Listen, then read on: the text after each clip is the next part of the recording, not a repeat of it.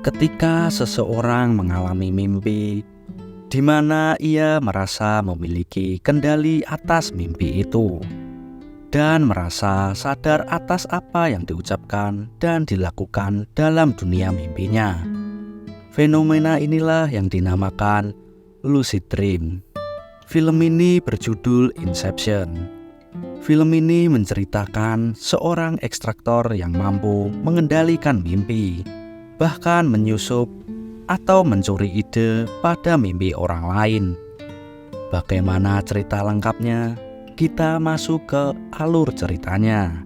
Bersama gue Gandhi, let's go.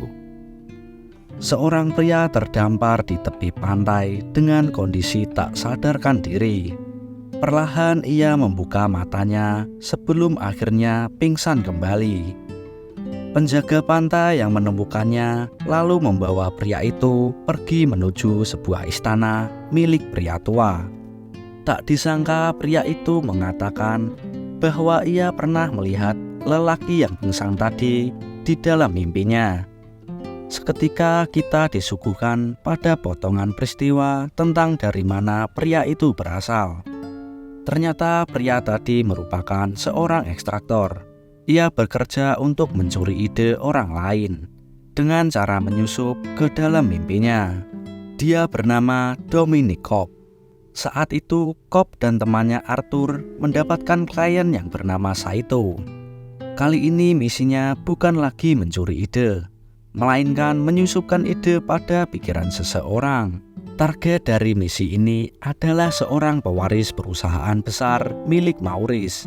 Ia menjadi saingan dari Tuan Saito. Saat itu Maurice sedang mengalami sakit parah sehingga kemungkinan besar perusahaannya akan segera diserahkan pada Robert anaknya. Cobb harus menanamkan gagasan agar Robert membubarkan perusahaan milik ayahnya.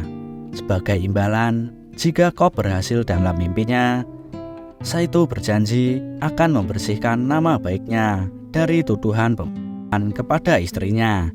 Dengan begitu, Cobb bisa kembali bertemu dengan kedua anaknya. Cobb menerima tawaran itu, lalu membentuk tim yang terdiri dari Arthur rekan ekstraktornya, Ems pemalsu identitas, Yusuf si ahli kimia yang membantu membuat obat tidur, dan Aryadni mahasiswa jurusan arsitektur yang akan membantu Cobb membuat labirin dalam mimpi. Cobb membagi mimpinya dengan Aryadni agar mahasiswa arsitektur tersebut bisa mempelajari alam bawah sadar Cobb. Sayangnya dalam proses pembelajaran tersebut, Aryadni menemukan bahwa alam sadar Cobb masih dipengaruhi oleh masa lalunya bersama sang istri. Setelah pengusaha Maurice meninggal di Sydney, Australia, Cobb lalu melancarkan aksinya. Saat itu Robert membawa jenazah ayahnya terbang menuju Los Angeles yang membutuhkan waktu selama 10 jam. Tim Cobb telah berada di pesawat yang sama dan menggunakan waktu 10 jam tersebut untuk menidurkan diri. Mereka berencana membawa Robert masuk ke dalam mimpi yang sama. Mimpi pertama adalah milik Yusuf dengan latar Los Angeles. Mereka menculik Robert, namun tiba-tiba saja diserang oleh pasukan bersenjata yang berasal dari alam bawah sadar Robert. Tim Cobb berusaha menghindar dari serangan, namun Tuan Saito terluka parah akibat serangan tadi. Alhasil, Cobb mengurung Robert di sebuah gedung. Menurut Cobb, jika Tuan Saito sekarat dalam mimpi, harusnya dia bisa terbangun dari alam mimpinya tersebut. Namun, karena obat penenang yang diciptakan Yusuf begitu kuat, itu membuat Tuan Saito pergi ke limbo. Limbo adalah tingkatan mimpi yang paling dalam. Di sana, seseorang sudah tidak bisa lagi membedakan antara mimpi dengan dunia nyata. Dulu Cobb pernah pergi ke limbo bersama dengan istrinya. Menurutnya, beberapa jam di dunia nyata rasanya seperti 50 tahun di limbo. Saat itu dia dan istrinya membangun dunianya sendiri melalui mimpi. Karena keasikan berada di dalam mimpi, istrinya kemudian enggan kembali ke dunia nyata. Itu membuat Cobb terpaksa mengaktifkan totem istrinya. Totem adalah benda yang digunakan untuk mengetahui apakah seseorang berada di dunia nyata atau mimpi. Saat totem diputar, benda ini tidak akan berhenti saat berada di alam mimpi. Cobb mengaktifkan totem itu untuk menyadarkan istrinya bahwa mereka sedang berada di alam mimpi.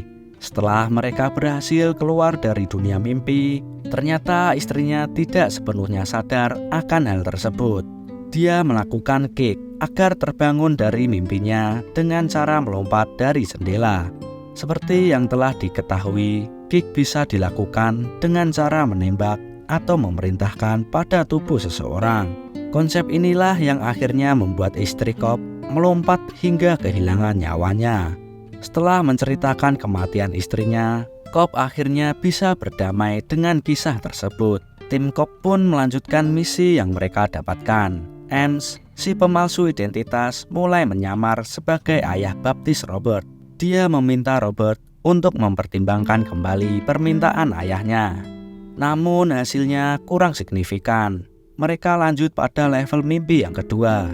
Itu adalah mimpi Arthur yang berlatar di sebuah hotel.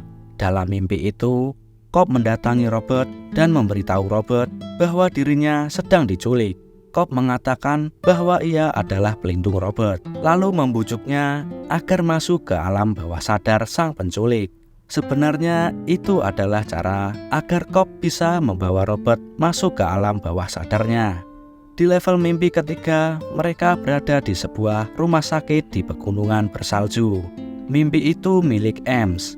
Tim Cobb lalu menyusup ke dalam rumah sakit demi menahan para penjaga saat Cobb berusaha membawa Robert ke alam bawah sadarnya. Yusuf yang masih berkejaran dengan pasukan bersenjata di lapisan mimpi pertama tanpa sengaja menjatuhkan mobilnya di sebuah jembatan. Itu hampir membuat hentakan. Seperti yang telah disebutkan tadi, kondisi ini mempengaruhi mimpi di level 3, di mana salju tiba-tiba saja mengalami longsor. Di level 2, mimpi terpengaruh. Gravitasi di sana tiba-tiba saja berubah menjadi 0. Di level 3, Cobb kemudian datang lalu membunuh istrinya. Pada dasarnya, istri Cobb ini sudah meninggal. Di sisi lain, Saito itu akhirnya mati karena luka yang didapatkannya.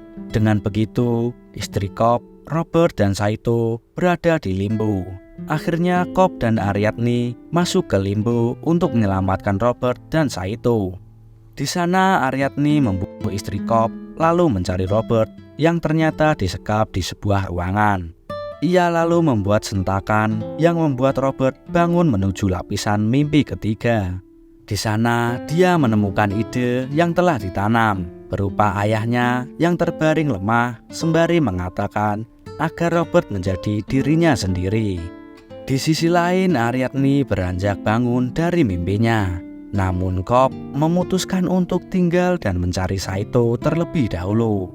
Seluruh level mimpi kemudian diberikan sentakan yang membuat para pemimpi di dalamnya terbangun, kecuali Cobb dan Saito yang berada di limbo.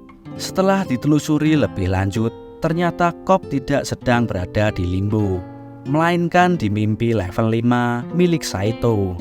Cobb pun bertemu dengan Saito yang usianya ternyata sudah sangat tua. Dia bahkan telah terjebak di sana selama 50 tahun dan menanti kedatangan Cobb untuk menyelamatkannya. Karena ini adalah mimpi Saito, maka cara yang bisa dilakukan agar keduanya bisa kembali ke alam nyata adalah dengan Saito melakukan bunuh diri. Saito kemudian mulai mengambil pistol yang ada di depannya. Cobb membuka mata dan mendapati para pemimpi lain yang telah terbangun di dalam pesawat. Sesampainya di Los Angeles, Cobb dijemput oleh ayah mertuanya, lalu dibawa untuk bertemu dengan anak-anaknya. Di rumah mertuanya tersebut, Cobb memutar totem lalu meninggalkannya sebelum mengetahui hasil akhirnya. Film ditutup dengan totem yang masih berputar. Jadi, apakah Cobb sudah kembali ke dunia nyata atau masih berada di alam mimpi? Taruh teori kalian di kolom komentar. Sekian cerita film hari ini. Gue Gandhi, Saudara Afuk, pamit undur diri.